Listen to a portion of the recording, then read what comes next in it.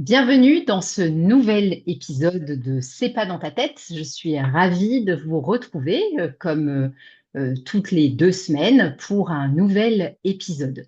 Aujourd'hui, on va parler d'un sujet qui est un peu différent du système nerveux, même si en fait, vous allez le voir, c'est un sujet qui est complètement connexe et imbriqué avec la question de la régulation du système nerveux.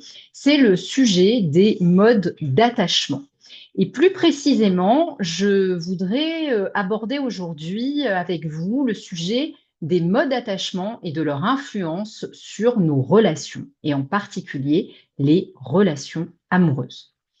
Si tu te demandes pourquoi certaines de tes relations sont compliquées, ou si tu as tendance à répéter certains schémas dans tes histoires d'amour, à tomber toujours sur le même style de personne et à te retrouver dans des situations qui te semblent similaires à chaque fois, cet épisode est pour toi. On va explorer ensemble ce que sont les modes d'attachement, en particulier les attachements insécures, et comment ils influencent nos comportements dans les relations. Et je te donnerai aussi des clés pour mieux comprendre et transformer ces dynamiques. Alors, c'est parti. D'abord, comment ça fonctionne, les modes d'attachement, comprendre cette notion. Pour bien commencer, on va revenir à la base. Qu'est-ce que c'est qu'un mode d'attachement ? Les modes d'attachement, ce sont des schémas relationnels que nous développons dès l'enfance en fonction de la manière dont nos besoins émotionnels ont été accueillis par nos figures d'attachement. Souvent, ce sont nos parents, mais on peut le comprendre d'une manière un peu plus étendue et mettre dans nos figures d'attachement tous les adultes qui, quand on était enfant, ont pris soin de nous. Ces schémas façonnent la façon dont on va se connecter aux autres tout au long de notre vie. Les modes d'attachement, ça a été décrit dans les années 50-60 par un psychanalyste anglais qui s'appelait John Bowlby, qui fait partie de l'école anglaise de psychanalyse et qui a une vision qui est intéressante parce que c'est une vision qui est beaucoup plus ancrée dans l'observation de la réalité, je dirais quelque chose de très concret et qui fait encore aujourd'hui référence dans ce qui est l'analyse de nos comportements. On a 4 types principaux d'attachement. Le premier, l'idéal, celui que nous devrions tous avoir, c'est le mode d'attachement sécure. Il repose sur la confiance et la sécurité émotionnelle. Ça implique qu'on a grandi dans un entourage qui était disponible à l'écoute de nos besoins et qui répondait dès la toute petite enfance, c'est-à-dire dès l'âge préverbal, avant qu'on sache parler, qui savait répondre à nos besoins de manière sécurisée et adaptée. Quand on sort de cet attachement sécure, il y a 3 autres modes d'attachement qui sont, eux, des attachements insécures. L'attachement anxieux, l'attachement évitant et l'attachement désorganisé. L'attachement anxieux, c'est en substance une peur de l'abandon et un besoin constant de validation. L'attachement évitant, c'est une tendance à fuir les émotions et les relations intimes pour éviter la vulnérabilité. Et l'attachement désorganisé, c'est un mélange de anxieux et évitant, c'est-à-dire un mélange des 2 précédents, souvent lié à des expériences relationnelles traumatiques. Les attachements insécures, anxieux, évitants, désorganisés, sont ceux qui peuvent poser des défis dans nos relations et les relations amoureuses sont un terrain d'expression favori, je dirais, de ces difficultés. Les attachements insécures ont donc un impact sur les relations, pas que les relations amoureuses, ça va aussi avoir un impact sur les relations professionnelles, les relations amicales. Donc c'est vraiment quelque chose qui touche tous les aspects de notre vie. L'attachement anxieux, comment est-ce qu'il va se manifester? On est dans un besoin constant de réassurance, une peur de l'abandon et parfois une dépendance émotionnelle envers le partenaire. Pour les relations, ça va impacter celles-ci parce que ça peut créer un déséquilibre, parce que le partenaire peut se sentir étouffé ou inversement parce que la personne qui vit cet attachement anxieux peut se sentir délaissé quand il y a trop de distance. L'attachement évitant va se manifester par une peur de l'intimité, par une tendance à minimiser les émotions, à éviter les conflits ou les conversations profondes, donc à pas trop se mouiller en quelque sorte. Au niveau de l'impact sur les relations, ça peut donner l'impression de froideur ou de distance et le partenaire peut se sentir rejeté ou non prioritaire. L'attachement désorganisé va se manifester par des comportements contradictoires, besoin d'amour mais peur de s'y abandonner, des hauts et des bas émotionnels intenses. Je veux m'engager puis finalement je change d'avis. Au niveau des relations, ça a une grande instabilité, c'est marqué par des cycles de rapprochement et d'éloignement qui sont difficiles à comprendre pour le partenaire, mais qui sont aussi difficiles à comprendre pour la personne qui vit cet attachement désorganisé. Ces modes d'attachement insécures influencent nos pensées, nos émotions, nos comportements dans les relations. Mais la bonne nouvelle, c'est que ça n'est pas une fatalité et que l'on peut apprendre à construire un attachement sécure à l'âge adulte, même si on n'a pas bénéficié d'un attachement sécure quand on était enfant. Si tu te reconnais dans l'un de ces schémas, voici quelques étapes pour mieux comprendre et travailler sur ton mode d'attachement. La première étape, et donc je t'invite peut-être à prendre un carnet, un crayon, si tu as envie de noter, à faire des pauses dans ton écoute pour pouvoir réfléchir en même temps à ce que je te partage. Donc l'étape numéro 1, c'est identifier son mode d'attachement. Demande-toi, est-ce que j'ai tendance à avoir peur que l'autre m'abandonne? Ça, c'est un attachement anxieux. Est-ce que je me sens mal à l'aise avec trop d'intimité? L'idée de vivre avec quelqu'un, par exemple, c'est quelque chose qui ne me met pas à l'aise. On va être plutôt dans l'attachement évitant. Est-ce que je ressens un mélange à la fois de besoin d'amour et de peur de m'ouvrir? Et donc là, on va être plutôt du côté désorganisé. Prendre conscience de ce mode d'attachement, c'est déjà un grand pas.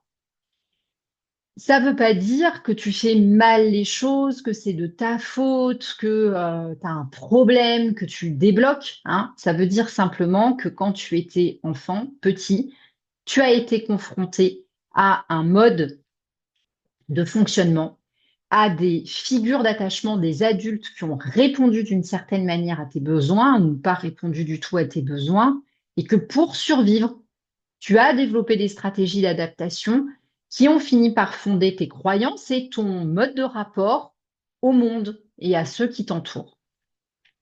Et donc, il s'agit d'apprendre maintenant des choses qui vont être plus aidantes pour toi, parce que si tu étais en insécurité enfant face aux adultes qui t'entouraient parce que tu n'avais pas le choix et tu subissais leur manière de fonctionner, en tant qu'adulte, autonome, indépendant, tu as la possibilité de choisir ton mode de relation aux autres, de quitter une relation quand elle ne te convient pas et de choisir les gens qui t'entourent. L'étape numéro 2, c'est réguler son système nerveux. Alors, j'avais dit en début d'épisode qu'on n'allait pas vraiment parler du système nerveux, mais il n'est jamais loin dans ce podcast. Le mode d'attachement, il est lié au système nerveux qui a été déséquilibré dans l'enfance par ce qu'il a vécu, par le fait de détecter des dangers autour de lui. Alors, les dangers, ça peut être bien sûr, et on pense souvent à la maltraitance, mais ça peut être aussi simplement le fait d'être pas compris, d'être l'original de la famille ou d'avoir grandi dans une famille dans laquelle on ne montre pas ses sentiments, on ne montre pas ses émotions parce que ça fait partie de l'éducation. Hein. Donc, se reconnaître dans un attachement désorganisé ne veut pas forcément dire qu'on a eu des mauvais parents ou des parents qui n'ont pas fait leur job. Hein. Ce sont des gens qui ont fait eux-mêmes du mieux qu'ils pouvaient avec leurs croyances, avec ce qu'ils savaient, avec ce qui était leur capacité à eux. Et à une époque où sans doute on ne parlait pas du tout de régulation du système nerveux et où ils ne pouvaient pas savoir toutes ces choses-là. Donc, qu'est-ce qu'on fait dans ce cas-là? Eh bien, on apprend à réguler son système nerveux. Voilà, c'est indispensable. Si on veut sortir d'un attachement désorganisé, il faut apprendre à recréer de la sécurité au présent. Et ça, c'est un vrai travail de fond qui se fait sur plusieurs mois en étant accompagné. Et si tu veux te lancer là-dedans, je te mettrai dans les commentaires de l'épisode le lien vers notre programme Adieu Anxiété pour que tu puisses le rejoindre et commencer ce travail de régulation dans lequel tu vas retrouver tout le travail sur les modes d'attachement. Ce que tu peux faire en attendant, c'est te mettre à l'écoute des parts de toi quand elles se sentent en insécurité. C'est-à-dire quand, dans ta relation amoureuse, tu sens par exemple que tu voudrais fuir, que tu es en train de te recroqueviller sur toi, eh bien, va en dialogue avec cette part qui a peur. Pourquoi tu as besoin de te cacher? Pourquoi tu voudrais te faire toute petite et aller te mettre au fond d'un placard? Qu'est-ce qui t'aiderait maintenant?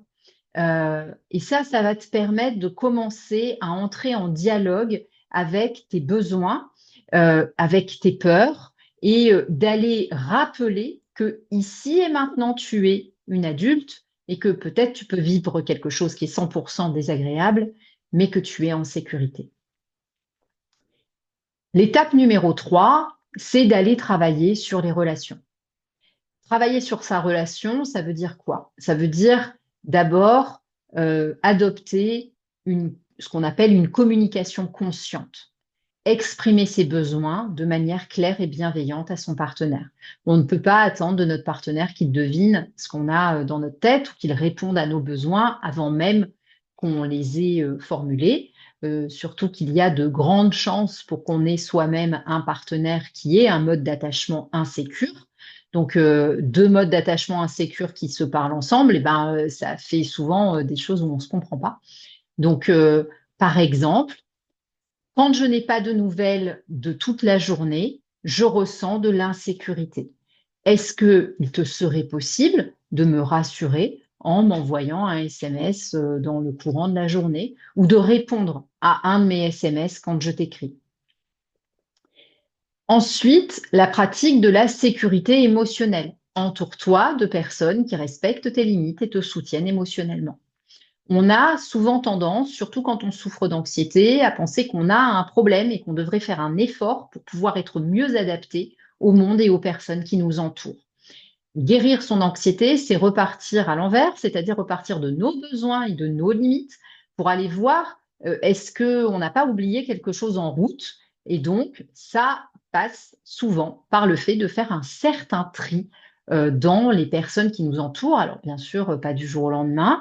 Et faire un tri ne veut pas forcément dire se couper de tout notre entourage, mais ça peut être apprendre à reposer des limites petit à petit pour créer des relations qui soient plus harmonieuses pour soi.